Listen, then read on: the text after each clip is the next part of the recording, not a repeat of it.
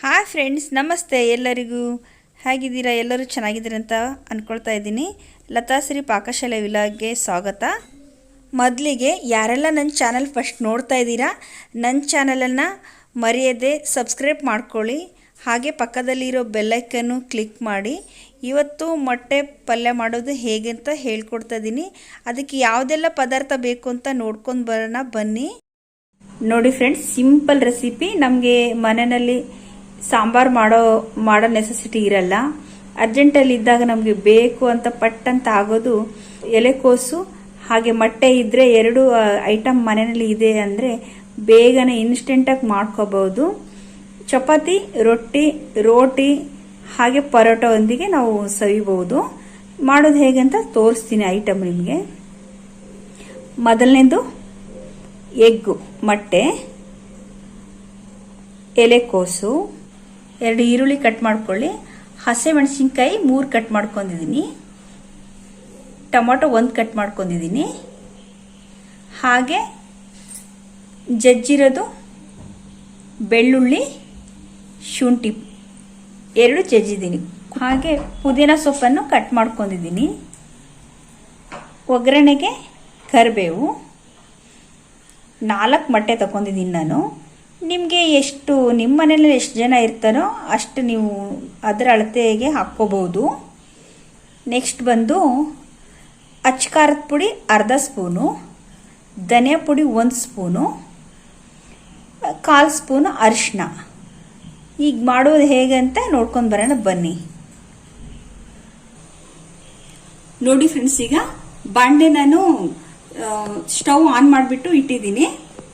ಬಾಂಡೆ ಕಾದಿದೆ. 2 spoon oil ಹಾಕ್ಕೊಳ್ತಾ ಇದ್ದೀನಿ. ಜಾಬಲ್ಲಿ ಇದ್ರೆ ನೀವು ಇದನ್ನ ಇನ್ಸ್ಟೆಂಟ್ ಆಗಿ ಈಸಿಯಾಗಿ ಮಾಡ್ಕೋಬಹುದು. ಹಾಗೆ ಮೊಟ್ಟೆ ಎಲೆಕೋಸಿನಿಂದ ಮಾಡ್ಕೊಳ್ಳೋ ಪಲ್ಯ ತುಂಬಾ ಈಸಿಯಾಗಿ ಇರುತ್ತೆ.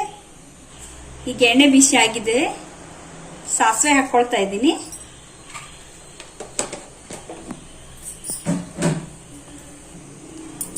ಒಗ್ಗರಣೆಗೆ ಸಾಸಿವೆ ಜೀರಿಗೆ ಹಾಕೊಂಡಿದ್ದೀನಿ. ಇದು ನೋಡಿ ಫ್ರೆಂಡ್ಸ್, ಈಗ ಕುಟ್ಟಿರೋದನ್ನ ಬೆಳ್ಳುಳ್ಳಿ ಹಾಗೆ ಶುಂಠಿ ಹಾಕ್ಕೊಳ್ತಾ ಇದ್ದೀನಿ.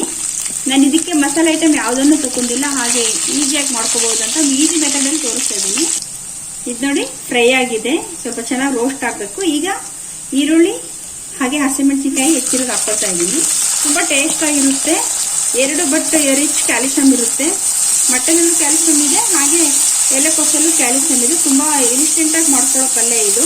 ನಿಮ್ಗೆ ಈಸಿ ಆಗಲಿ ಅಂತ ಹೇಳಿ ವರ್ಕರ್ಗೆ ತೋರಿಸ್ತಾ ಇದ್ದೀನಿ. ತುಂಬಾ ಟೇಸ್ಟ್ ಇರುತ್ತೆ ಫ್ರೆಂಡ್ಸ್. ಈಗ ಇದು ಚೆನ್ನಾಗಿ ಫ್ರೈ ಆಗಿದೆ, ತುಂಬಾ ಈಸಿಯಾಗಿ ಮಾಡ್ಕೊಳ್ಳೋ ಅಂಥದ್ದು ಇದು. ಇದು ನೋಡಿ, ಈಗ ನಾನು 2 ಸೇರಿಸ್ತಾ ಇದ್ದೀನಿ.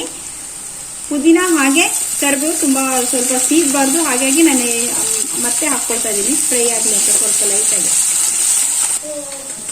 ನೋಡಿ ಫ್ರೆಂಡ್ಸ್, ಇದು ಗೋಲ್ಡನ್ ಫ್ರೈ ಆಗಿದೆ. ಈ ತರ ಚೆನ್ನಾಗಿ ಬಾಡಿದ್ರೆ ಸಾಕು. ಇದೀಗ ನಾನು ಎಲೆಕೋಸು ಹಾಕ್ಕೊಳ್ತಾ ಇದ್ದೀನಿ. ನಿಮಗೆ ತುಂಬಾ ಈಸಿ ಆಗಲಿ ಅಂತ ಹೇಳಿ ನಾನು ಎಲ್ಲ ರೆಸಿಪಿನ ಈಸಿ ಮೆಥಡ್ ಅಲ್ಲೇ ತೋರಿಸ್ತಾ ಇದ್ದೀನಿ. ಬಟ್ ಹೆಲ್ದಿ ಅಂಡ್ ಟೇಸ್ಟಿಯಾಗಿ ತೋರಿಸ್ತಾ ಇದ್ದೀನಿ ನಾನು. ಯಾವುದು ಪೌಡರ್ ಇಲ್ಲದೇ, ಅಂಗಡಿಯಿಂದ ನಮ್ಗೆ ಯಾವ ಪೌಡರ್ ಬೇಕಿಲ್ಲ. ಹಾಗೆ ನೀವು ವರ್ಕರ್ ಆಗಿದ್ರೆ ಮತ್ತೆ ನೀವು ಹೊರಗಡೆನೂ ದುಡಿಬೇಕು, ಬೇಗ ಏನು ಮಾಡೋಕ್ಕಾಗಲ್ಲ ಅನ್ನೋರು ಆ ಥರ ಇನ್ಸ್ಟೆಂಟ್ ಪಲ್ಯ ಮಾಡ್ಕೋಬಹುದು. ಅನ್ನದ ಜೊತೆ ಯೂಸ್ ಮಾಡ್ಕೋಬಹುದು. ತುಂಬಾ ಟೇಸ್ಟ್ ಅಂತೂ ಸಖತ್ತಾಗಿರುತ್ತೆ. ನೋಡಿ ಫ್ರೆಂಡ್ಸ್, ಈಗ ನಾನು ಅಚ್ಚ ಖಾರದ ಪುಡಿ, ಧನಿಯಾ ಪುಡಿ ಹಾಗೆ ಅರಿಶಿನ 3 ಸೇರಿಸ್ಕೊಳ್ತಾ ಇದ್ದೀನಿ.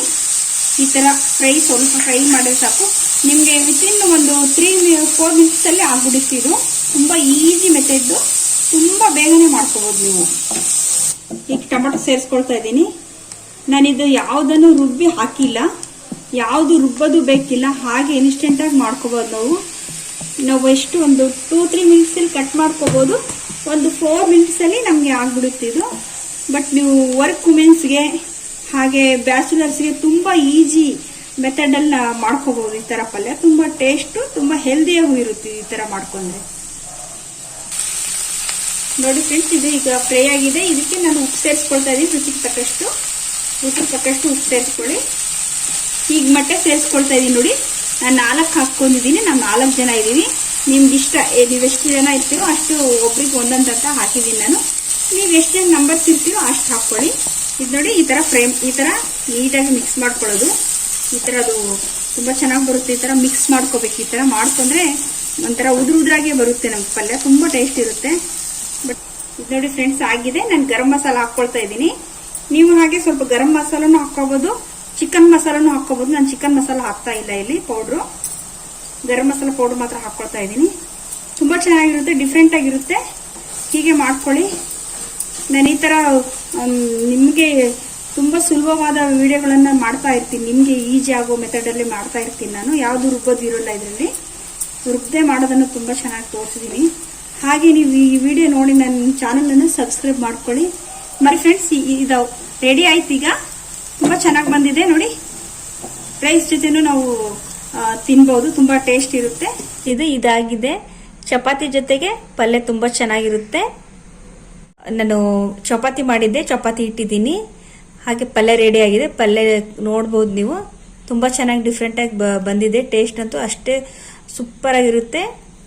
ನಾವು ರುಬ್ಬೋದು ಯಾವುದೂ ಇಲ್ಲ, ಹಾಗಾಗಿ ತುಂಬ ಈಸಿಯಾಗಿ ಮಾಡ್ಕೋಬೋದು.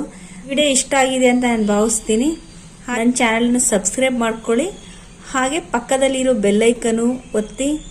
ಈ ವಿಡಿಯೋ ಇಷ್ಟ ಆದರೆ ಒಂದು ಲೈಕ್ ಕೊಡಿ, ಹಾಗೆ ಶೇರ್ ಮಾಡಿ. ಈ ವಿಡಿಯೋ ಇಷ್ಟೊತ್ತು ನೋಡಿದ್ದಕ್ಕೆ ಥ್ಯಾಂಕ್ ಯು.